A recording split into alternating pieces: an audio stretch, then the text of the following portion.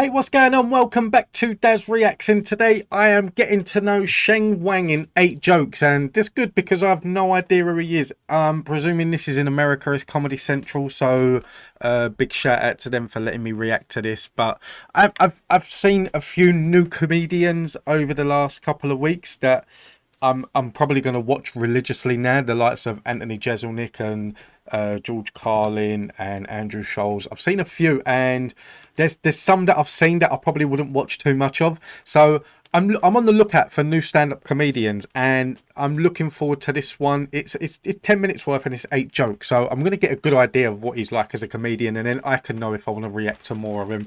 But I'm rambling on. I hope you enjoy this. If you do, please don't forget to hit that like and subscribe button to help the channel out. I will be uploading daily, and I take requests, so if there's anything you want me to do, just let me know in the comments down below. Let's get into this. My name is Sheng Wang. Sometimes when I tell people that, they're like, wow, that is perfect for pursuing stand-up comedy. I'm like, yeah, but first I was trying to pursue childhood. You know, it's tough when kids call you names. It's always worse when they just use your name. Even recently, I was making a reservation for this hotel in Arkansas. I gave the guy information, it was all good. I told him my name, I said Sheng Wang. He said, that's funny. You don't sound like that. I was like, my bad. I'm sorry if I don't meet your racist expectations. I'm sorry if I don't sound like a complete stereotype, Arkansas. You, on the other hand, doing a really good job.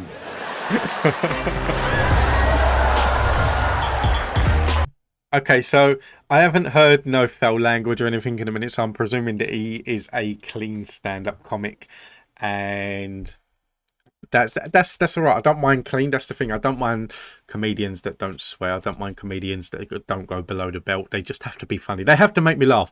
That's the one line. If you're a stand-up comedian, you make me laugh. It doesn't matter if you're swearing or not swearing, clean or dirty. Just make me laugh. That's the bottom line.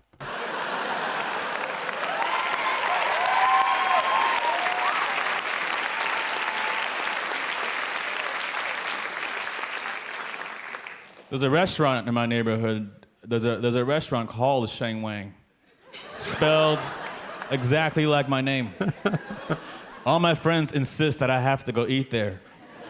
Secretly, I agree, but I don't know why. I don't know what kind of fantasy we expect to pan out. Like, I walk in there, everyone freaks out. They're like, oh my God, it's him. We've been waiting for you. The prophecy has begun. I look around, there's baby pictures of me everywhere. My parents are immigrants, and sometimes it's very hard for me to think about it. Like the whole idea of immigration sounds crazy. You know, like, can you imagine leaving home right now? You just leave all your friends, all your family, you move to a completely foreign country just so your offspring can have more opportunities. And then your kid goes into stand-up comedy.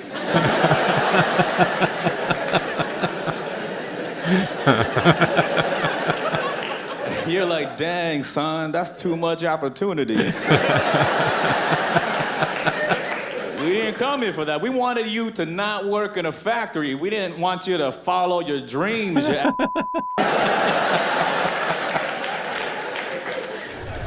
Single currently, but I think it's okay, because I think there's times in your life where you got to focus on you, your studies, your pursuits, what have you. But there is a time limit. You get to a point where you start to question. You're like, what's up with my soulmate? All single people think that. It's only single people that are going to think that like, there's got to be a time when you just got to focus on you, focus on your studies, focus on your work and your career, and then build your life up to the point where you can have that relationship. Only single people say that, because if someone walked into your path and went, hey, you'd be like, hello there, yeah, fuck all that single life. What's up with true love? Is this going to pan out? And then you get to another point where you start to doubt. You're like, what's the point? What's the point of trying? What's the point of going out, wasting my money? What's the point of pants and hygiene? And I realized not only have I given up on the dream, I gave up in my dreams. It's disturbing. But imagine, right? I'm asleep, I'm having a fantasy room full of beautiful ladies somewhere, and I'm there looking incredibly handsome, doing all the right things, making eye contact, being all rude and sexy. And right when I'm about to make my move, right when I'm about to go in for the kill, I'm like, man, this. I'm just gonna fly home on my dragon and go masturbate in my castle. I feel like I'm getting older only because I got a lot of friends that are starting to get married. It's weird, because You notice it's all the men that are shouting there, not the because women. my love is eternal. Because my love will never break down. I want to give you this non-biodegradable grocery sack. Don't be sad, girl. It's got like 50 carrots in there.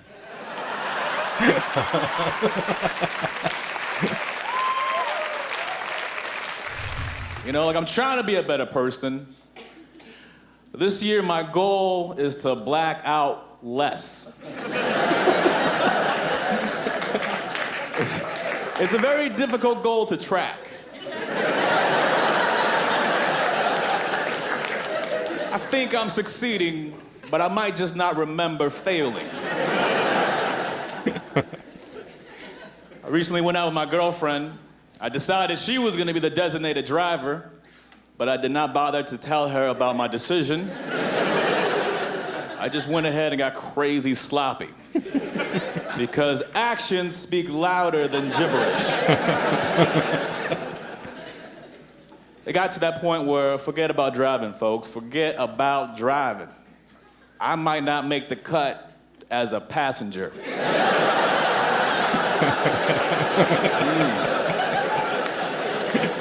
It was gonna be a challenge to keep my body inside my car and my insides inside my body.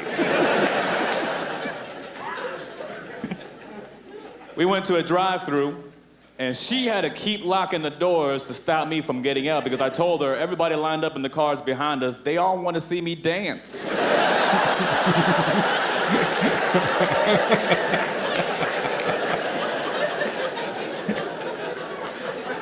After she protected me from getting hate crimed on,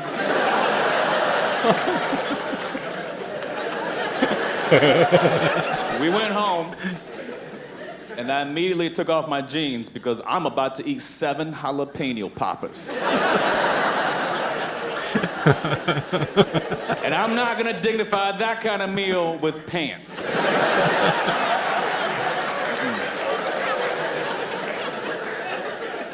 But then my girl noticed a large wet spot on my boxers. She got upset. She was like, "Did you pee yourself?" I said the coolest thing you could say in that situation. I said, "Probably."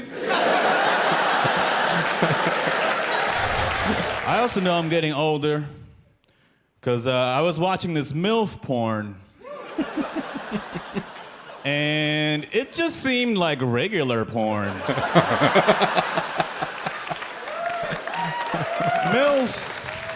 MILFs used to look like my friend's mom. Now they just look like my friends. Which only adds to the ongoing peer pressure to make me want to settle down. You know how weird it is to watch pornography and think to yourself, gosh, I guess it is time for me to start a family. Yeah, I want to raise children too, just like this MILF. One night, I was at the Milwaukee airport waiting for a connection flight. And I had this crazy idea because I found this random can of tuna in my backpack. And I was like, let's make this a heartier meal. I'm gonna put that in my salad, right? Because it's protein and it's gonna fill me up, but it's also smelly, unorthodox behavior.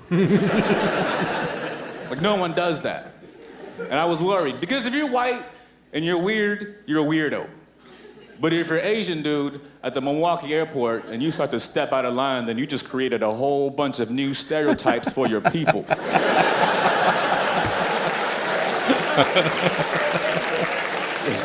Folks are like, look at that guy. They all do that.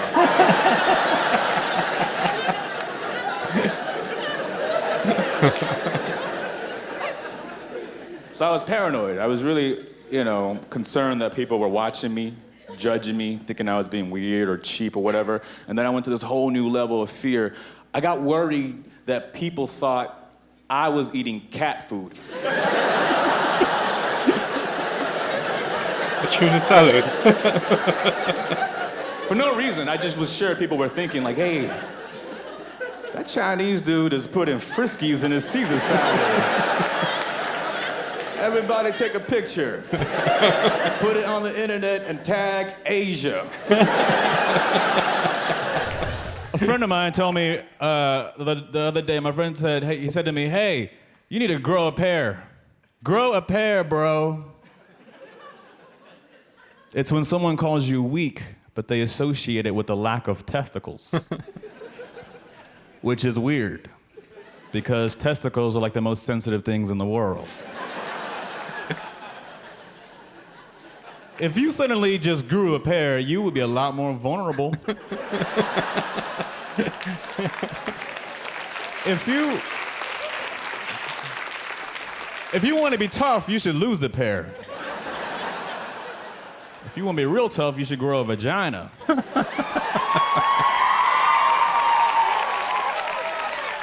Those things can take a pounding.